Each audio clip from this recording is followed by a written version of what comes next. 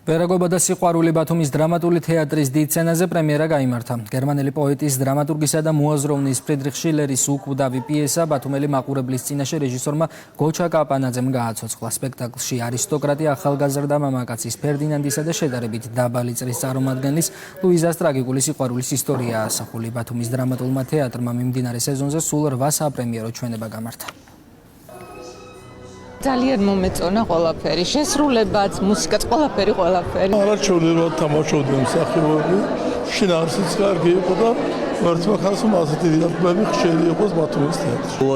პირველ რიგში თეატრს სეზონის წარმატებულ დახურვას, არ ვიცი, წარმატებულ პრემიერას ალბათ მაყურებელმა შეაფასოს, მე ვიტყვი.